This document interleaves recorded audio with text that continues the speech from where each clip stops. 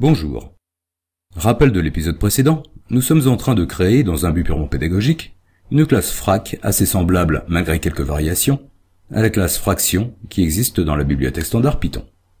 Ce que nous avons vu avec la classe fraction, c'est qu'elle accepte indifféremment pour créer une fraction un couple numérateur-dénominateur, du texte numérateur barre de division dénominateur, ou simplement un entier, auquel cas on suppose implicitement que le dénominateur vaut 1. Accessoirement, elle accepte aussi les nombres décimaux, mais nous ne les accepterons pas. Mais ce n'est pas tout. Je peux aussi créer une fraction à partir d'une autre fraction, en faire un clone si vous voulez. Pourquoi est-ce important? Un petit retour en arrière s'impose. On a vu il y a longtemps que si je crée une liste, je pouvais ensuite soit affecter liste à une liste 2, soit affecter à liste 3 liste crochet de point crochet. À ce stade, si j'affiche liste 2 ou liste 3, je verrai la même chose.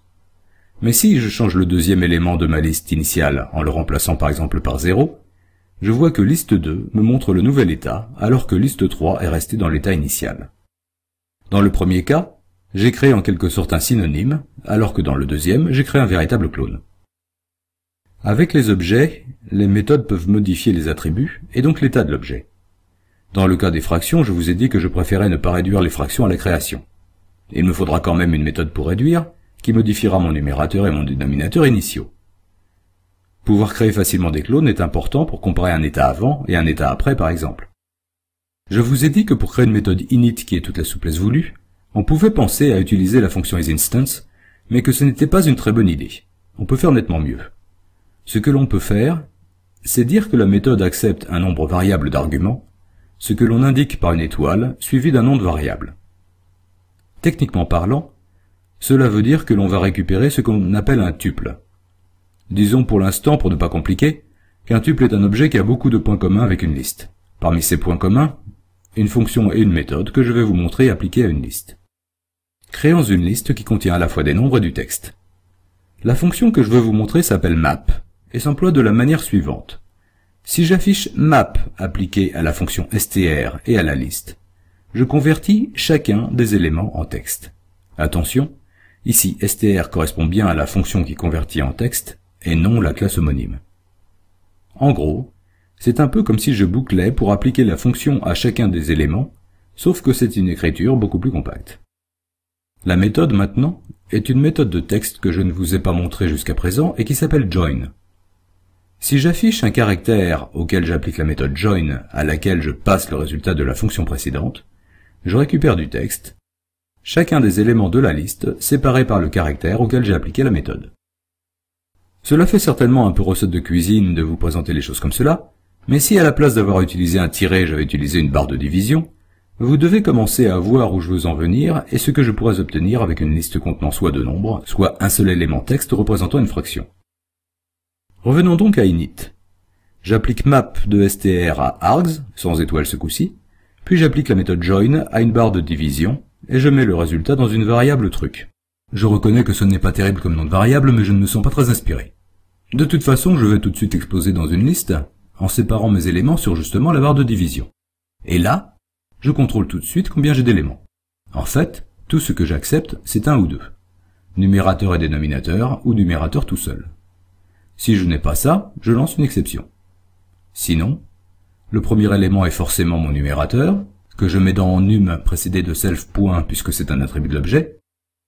Si j'ai une seule valeur, j'ai fini, puisqu'à la création de l'objet frac, je mets automatiquement 1 dans le dénominateur. Si j'en ai deux, la moindre des choses c'est de contrôler que le dénominateur n'est pas 0, et sinon j'ai fini. Vous voyez que j'ai évité isInstance, et cela grâce à la transformation systématique en texte et les différentes opérations de redécoupage, fonctionne avec des entiers, du texte ou un autre objet de la classe frac. Au passage, je pourrais aussi créer un objet de classe frac à partir d'un objet de classe fraction. Question bonus.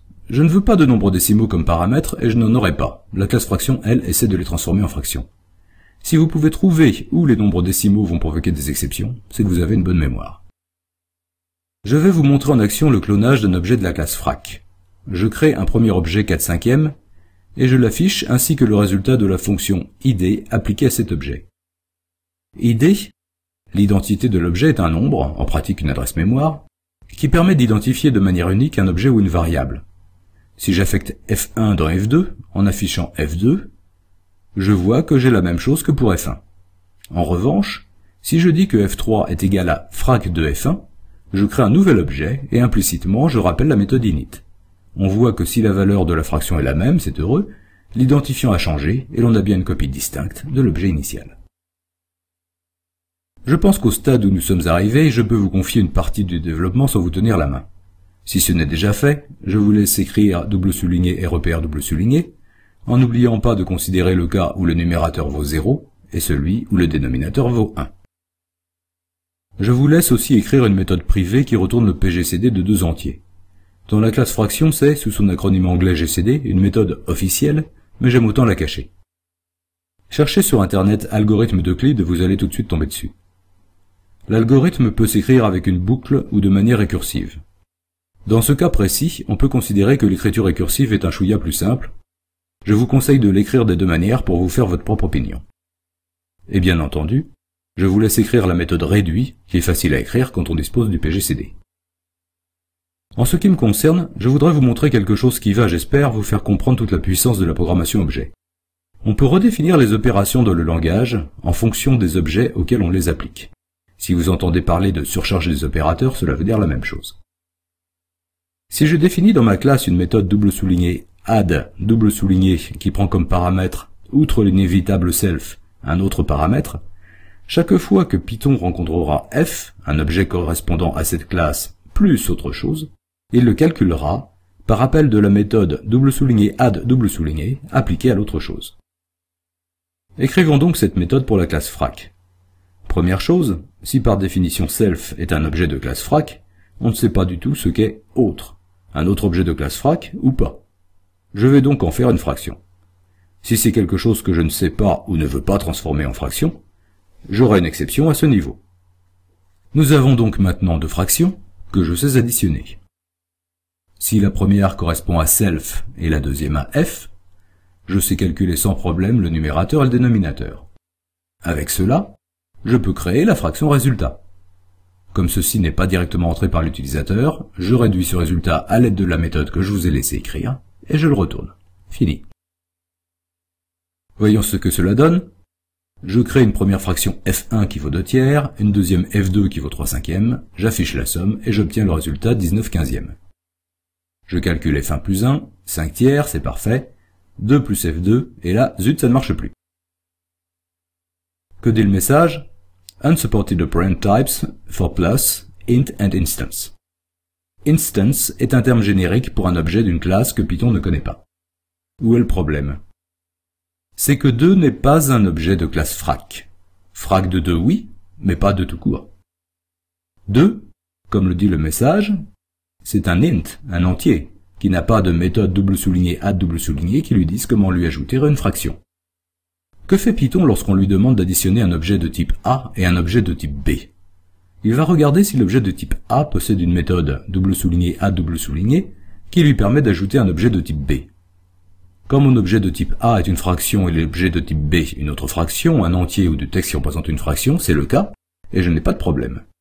En revanche, si mon objet de type A est un entier et l'objet de type B une fraction, problème.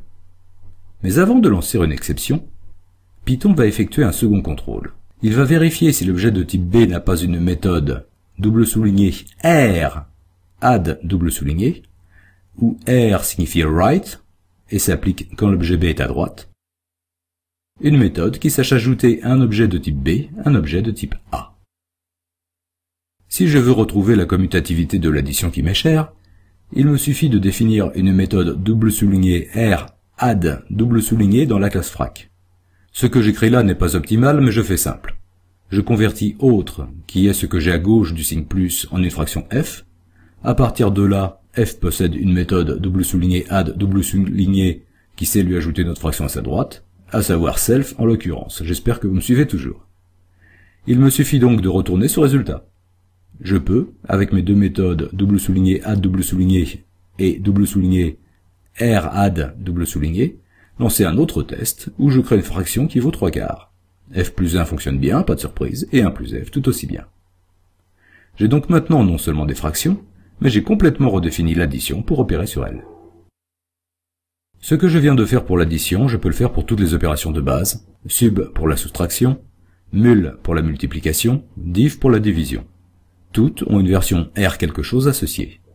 Il n'y a pas que les opérations de base, je peux également redéfinir élévation n puissance, division entière, modulo, je vous renvoie à la documentation de référence pour voir tout ce qui est possible.